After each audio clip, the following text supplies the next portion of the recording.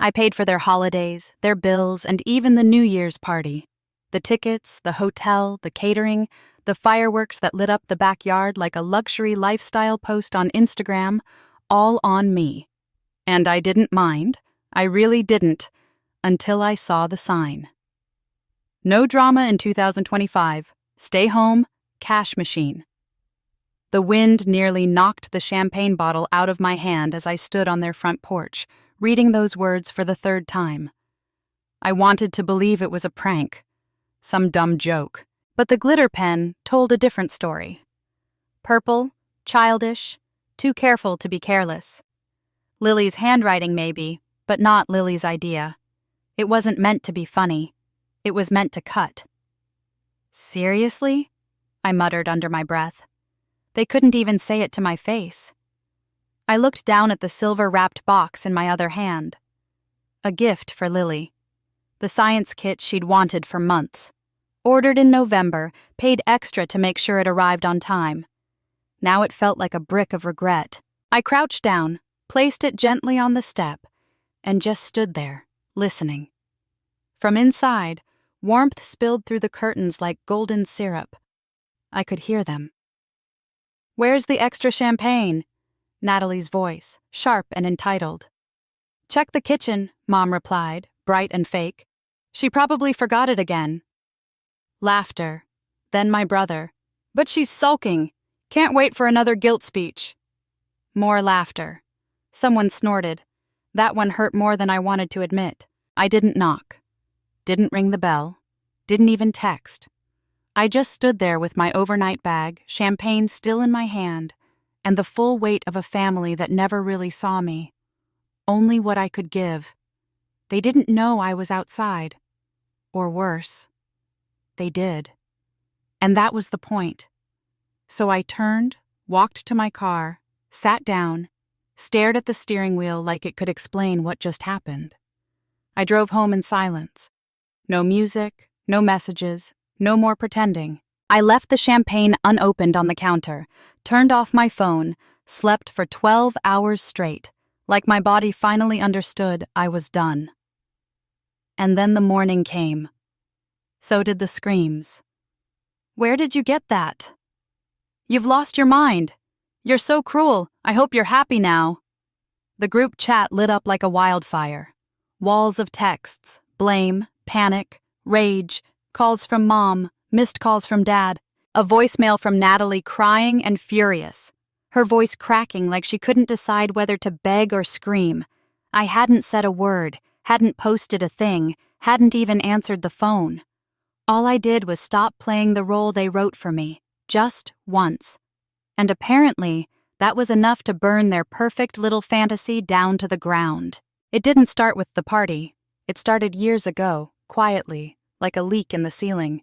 You don't notice until the whole roof caves in. At first, it was just small things. "Hey, can you cover Natalie's electric bill this month? She's a little tight after Christmas." "Mason's car broke down again. Maybe you could help with repairs?" "Lily really wants to go to that STEM camp, and you know how important that is." And me? I said yes every single time. Not because I had money to burn. No, I worked a decent job. Saved where I could. One vacation a year, if that. But I figured that's what you do for family, right? Until it became expected. I'd walk into the room and their eyes would light up. Not with love, with calculation. They stopped asking if I could help. They just told me how much they needed. My sister Natalie was the worst. She used to say it with this fake little laugh, like she was joking. "We should just put you on payroll. Honestly, family accountant extraordinaire." I'd laugh back, force it, nod, play along. But inside, something cracked every time because no one ever said thank you. Not once. Not when I paid the deposit for Mason and Caroline's anniversary trip. The one they posted about non-stop, but never tagged me in. Not when I sent money so Mom could finally get her stupid kitchen remodel, the same kitchen I wasn't allowed to cook in because I used too many spices. And definitely not when I footed the bill for New Year's Eve.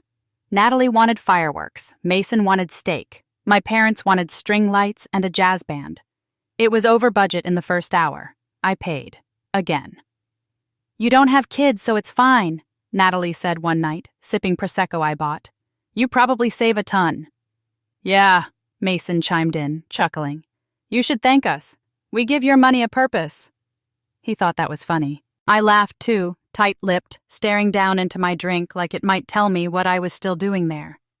But the real slap came later that same night. They didn't know I heard them. I had stepped outside for a call, work stuff, and when I came back in, I stopped just short of the kitchen. Their voices carried. She's getting weird lately, Natalie said. Like, always watching, like she's waiting for something. Maybe she wants a medal, Mom added, dry as toast, for doing what family is supposed to do. Then Mason's voice, low but smug. She should be grateful we let her in. She's basically our pet wallet. Pet wallet. I don't remember setting my glass down. I just remember walking straight past the door and right into my own personal clarity. I wasn't family to them. I was function, the cash machine, the problem solver, the background character in their golden lives. And when I stopped being useful, they'd toss me out like a burned-out light bulb. The signs had been there for years. Like when Dad called me selfish because I didn't want to pay for Lily's private school application fee after already covering her last 3 semesters. Or when Mom snapped, "Don't be dramatic," after I asked them to please just let me skip one Christmas because I was burned out, broke, and borderline depressed. Or the time Natalie accused me of being too proud to ask for help while she drank imported wine I paid for. You know what kills a person? Not the big betrayals. It's the slow rot, the daily digs, the 1,000 tiny ways they let you know you're not one of us, but you're useful, so stay. And I stayed. Until that stupid glitter sign. Until they labeled me like a department store gift card. No drama in 2025. Stay home, cash machine. That was the moment something snapped. Not a scream, not a scene, just silence. A silence that came after years of screaming on the inside. Because I wasn't just angry, I was done. And they didn't see it coming. 2 days after the sign incident, I got the first call. Natalie. I let it ring out. Then another. Mason. Then Mom. Dad. Then a new number. Lily's school. I didn't answer a single one. By evening, my phone looked like it had survived a hurricane of desperation. Missed calls, voicemails, messages with phrases like, "Emergency! We need to talk now." "It's not what you think." "Lily's in trouble," I almost replied. Almost. But then I remembered the sound of their laughter, the clink of glasses, the way Mason said pet wallet, like it was a family inside joke. So I did nothing. That night, I opened a bottle of red, put on my favorite record, and sank into silence like it was holy. But I knew it wasn't over. Not even close. The real bomb dropped the next morning.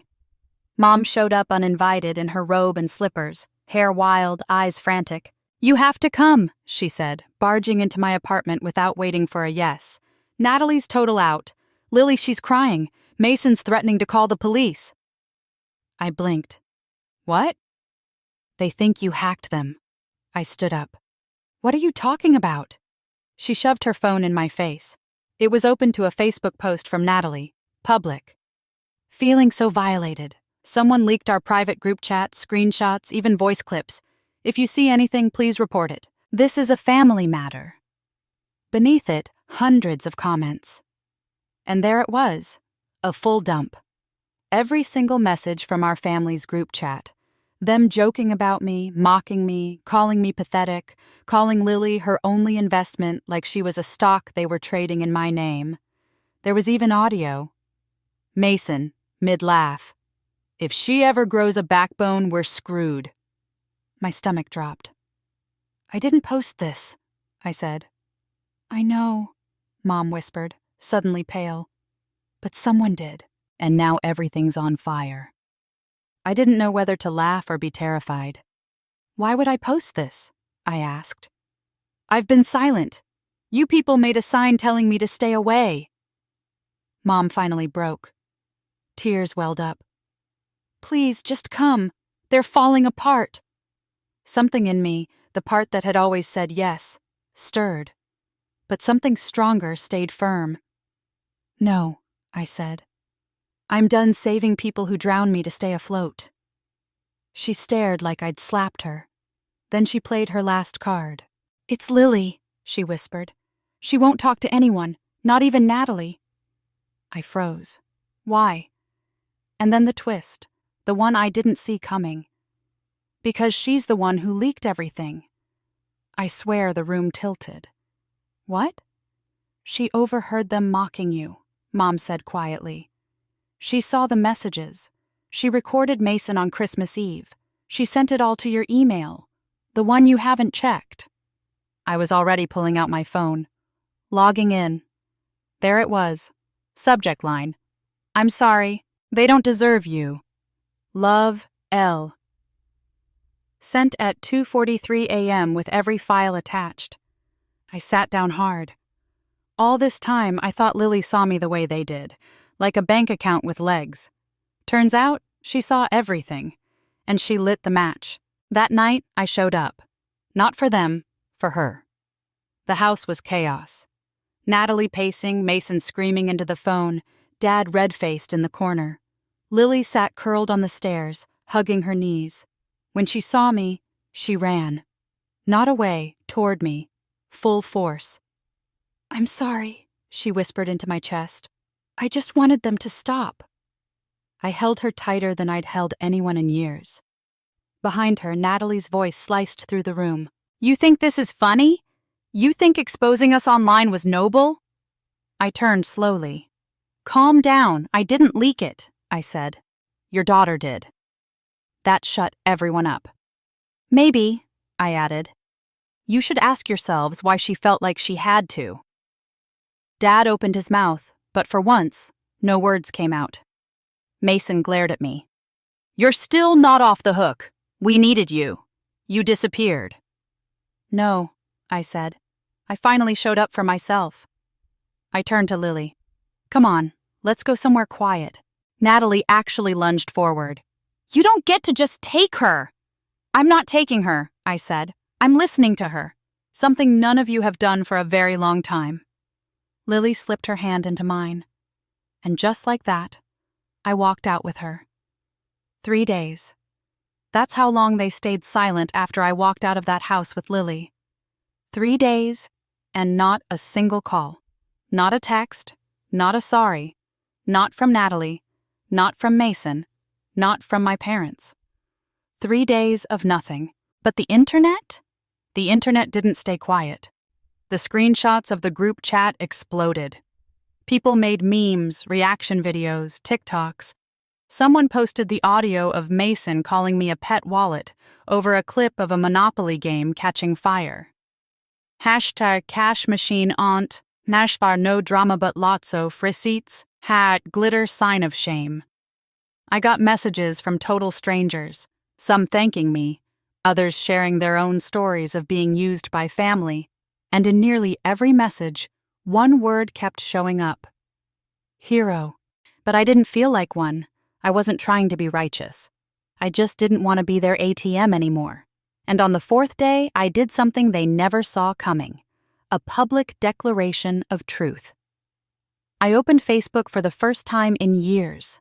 The same Facebook Natalie had used to show off every luxury I had paid for. Beach vacations, boutique restaurants, her just because shopping hauls. I wrote a post, calm, simple, but it hit like a sledgehammer. Since things have gone public, I'll keep it public. For years, I paid for the vacations, bills, rent, schooling, gifts, champagne, and no drama parties. I was told it was family. I now know it was just manipulation with glitter pens. So let me be clear, I'm done.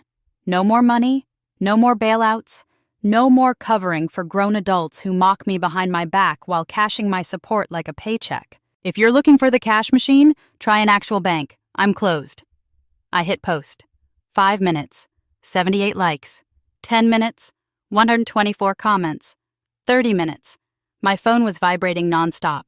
It had begun. The first to crack? Natalie. She DM'd me almost immediately.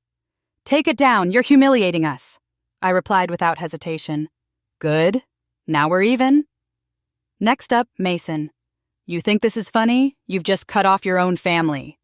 No, I wrote. I just finally stopped funding a circus where I was the clown. Then came tears and guilt. Mom called, voice quivering. You know this is all being blown out of proportion. We didn't mean it like that. We just got carried away. You called me a financial burden. That's not carried away. That's deliberate. Okay, I'm sorry. We all are. But we didn't expect you to overreact like this. It was just a joke. Then keep laughing, I said. Just don't expect me to pay for the punchline anymore. And I hung up. That's when the real broke loose. Natalie lost a brand deal. One of the lifestyle brands she partnered with issued a public statement.